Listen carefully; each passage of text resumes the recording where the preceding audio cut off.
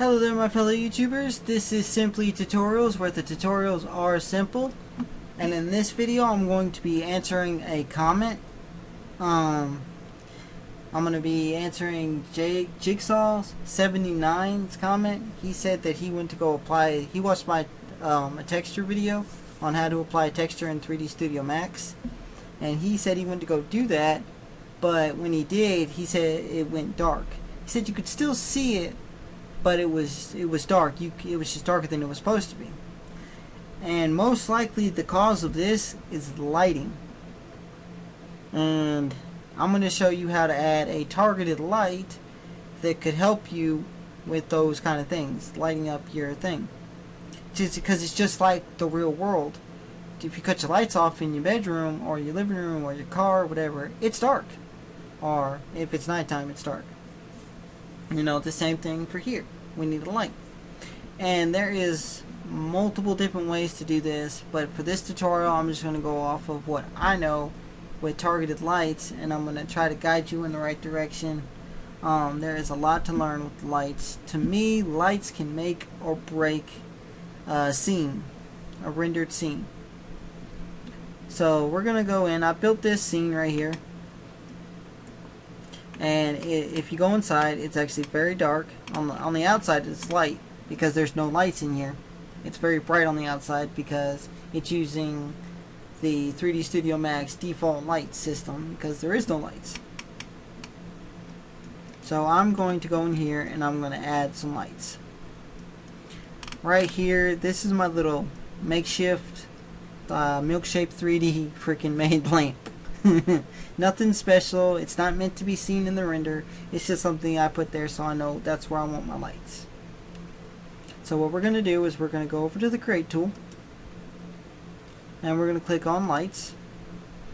If it's not on it, which it should be, turn it to photometric and then click on free light. I'm going to turn it into a targeted light in just a second, but we're going to start off as a free light. For those of you, like you just said, we're using targeted lights.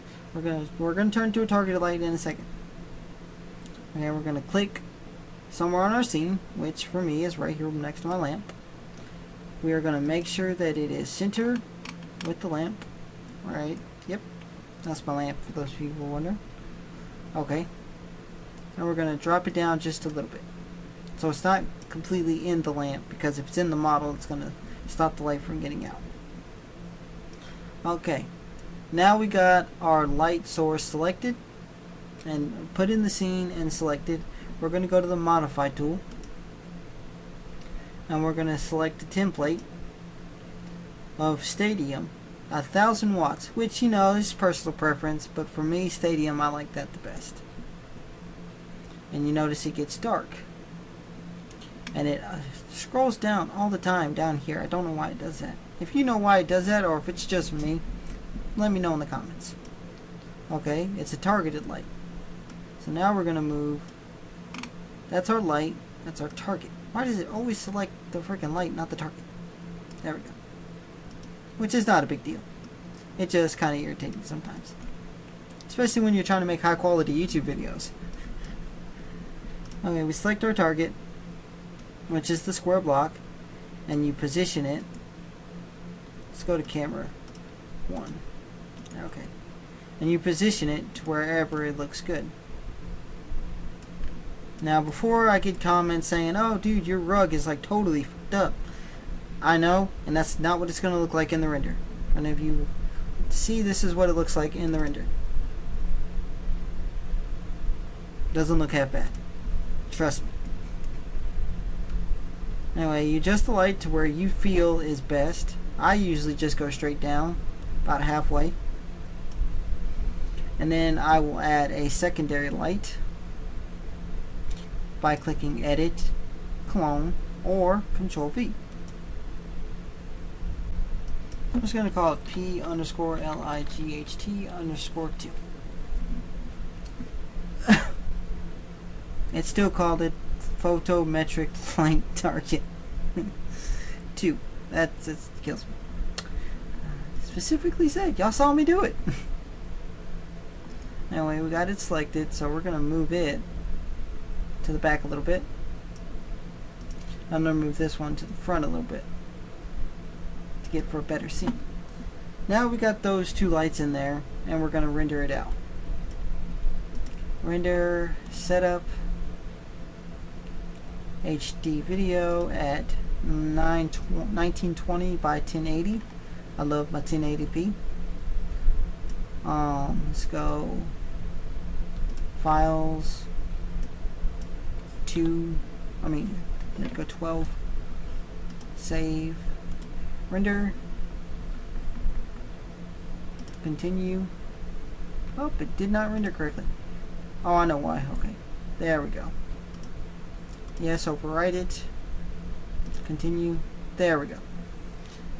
I don't have the position locked or the view locked, so I was working in this view right here, and it locked it into that view, and it's a wireframe, so it's not going to pull up anything but black and white wires.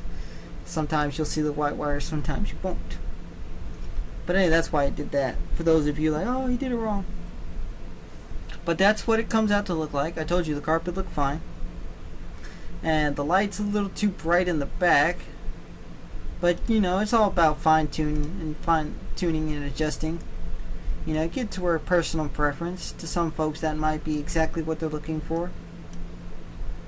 But you can, like I said before, you can always click on the light. And then select the template. You know, it doesn't have to be a stadium 1,000-watt lamp. It could be a street light of 400 watts. You know, and that might be better for you. Well, let's render that one out. Render setup.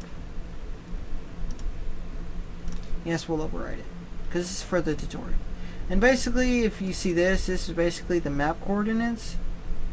And that's just looking for map coordinates to this desk. I didn't decide to put the texture on correctly because it looked fine as it was, so I just went with it. So you shouldn't have that issue. It's a little darker, but you know, it's 400 watts.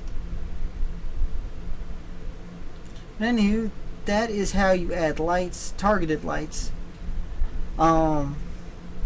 It's very easy, it's very simple, and like I said before, lights can make or break a scene to me. And you know, it's all personal preference. I don't care if you have the textures exactly as they're supposed to go. It's looking slamming. It's looking like the best animation or best texture coordinated thing you've ever done. You map the UVs just right. But if you have poor lighting, you just have crappy scene. But anywho, that's it. I hope you enjoyed this video. I hope that you learned something from it. If you did, I would like it if you gave me a thumbs up. If you didn't, that's okay too, because that tells me that I'm not doing it correctly, and you can give me a thumbs down. But if you do give me a thumbs down, I would appreciate it if you put a comment in the comment section below stating why you did give me a thumbs down. I'm looking in the future to getting a sponsor. If anybody's watching this that could help me out with that, that'd be great.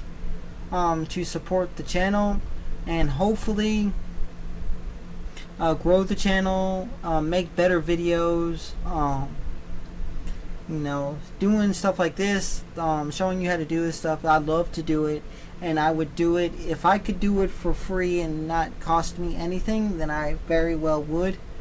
I would do it even if it cost me, just because I just like helping people out, you know. And I try to keep it simple, hence the name Simply Tutorials. But I'd also like to thank Jigsaw, what was his name? I forgot his name. Jigsaw 79. I appreciate you for giving me saying something didn't work, and I can help you, hopefully help you with your problems. And that goes for anybody. But I appreciate you watching. If you're still watching by now, that blows my mind. Leave a comment saying, hey, I'm still watching. Appreciate it, and I shall see y'all in the next video.